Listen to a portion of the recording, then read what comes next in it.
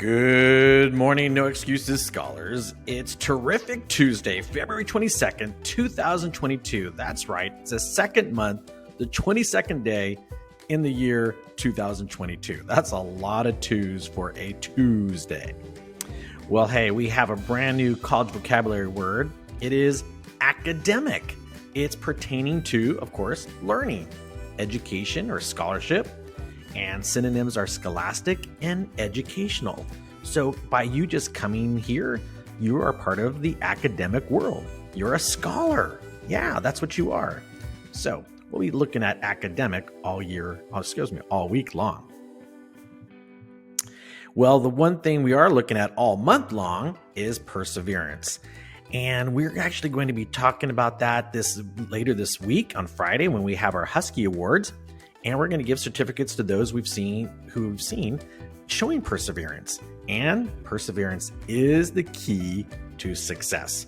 So more details about Friday coming up soon. And mindfulness. Miss Michelle posted this, and I love it. It's so true. Positive thinking, right? To breathe, to forgive others, to chat with friends, and to listen to friends. All that goes along with having mindfulness, right? So keep that in mind.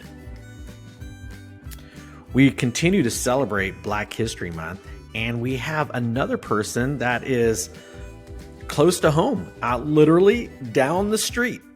I don't know if you remember when we were talking about Hispanic Heritage Month, we talked about the first settlers here in Riverside. It is literally down Center Street.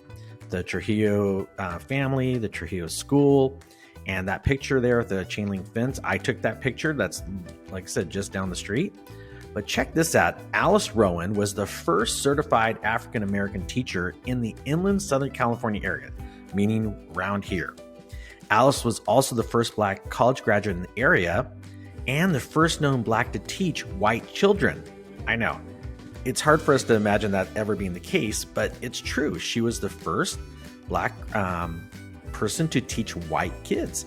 And that must have been a huge deal back then, but she did an amazing job. She was awesome. And she taught at the Trujillo School near Highgrove in 1896. So just down the street, she was there teaching. So well done, Alice Rowan. Thanks for being part of not just African-American history, but even Highgrove history. Well, today's lunch, it is a Del Grinder with Doritos, yum, a veggie of the day, and a fruit of the day. Eat it up, yum, yum. Hey, I know we had a long weekend, and hopefully everybody had a good time and got some relaxation, but still, we are wearing our mask 100% of the time, no exceptions. And at lunchtime, again, wear until you get your food, then eat, and then when you're done, put the mask back on. And please, please, please, look for your mask. We keep having masks floating down the playground and in the bushes. So bushes don't need masks, just humans. Speaking of we've talked about this before, but no toys. Do not bring any toys. There's no reason for you to bring them. They do get lost. They get harmed or stolen. They get damaged. And, they just disappear. People take them, and sometimes if you bring them, we might have to take them away until your parents come get them. And another reminder, do not play any type of tag game. That's from TK through 6th grade. No tag, okay? That's not okay. Just too many people are getting hurt and get offended and blah, blah, blah. Let's just not do it.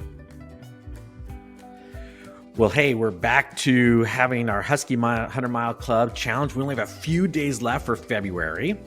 And hopefully you were out there this morning and putting in a few laps.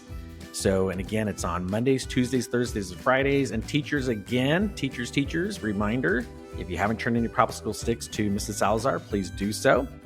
And again, try and get 5 laps in, everybody. Every time you do, you get another little raffle ticket. Well, hey, we want to bring this to your attention again.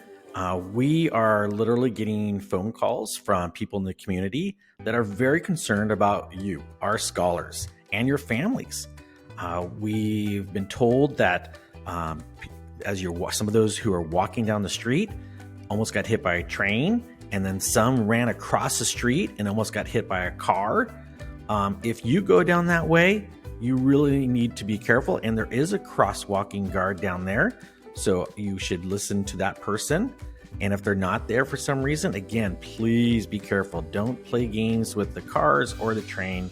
It won't end very well. So please, and even remind your parents, just slow down, take your time, be patient. Speaking of being patient, your parents are probably being very patient because they're wondering, where did your jackets and your water bottles and everything go?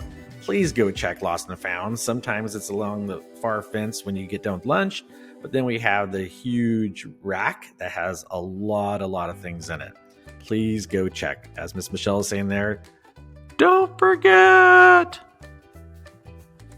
Well, it is time for the Pledge of Allegiance. Please go ahead and stand, put your right hand over your heart, and ready, begin. I pledge allegiance to the flag of the United States of America and to the republic for which it stands, one nation, under God, indivisible, with liberty and justice for all. Thank you, everyone, and you may be seated. And by the way, if you would be willing to do the Pledge of Allegiance on video, let your teacher know, and your teacher will let me know. I'd love to record it, anybody to do it. Well, here's our joke of the day. It comes from Jaden in Mrs. Gallardo's class. The question is, why do vampires like baseball? Why do vampires like baseball?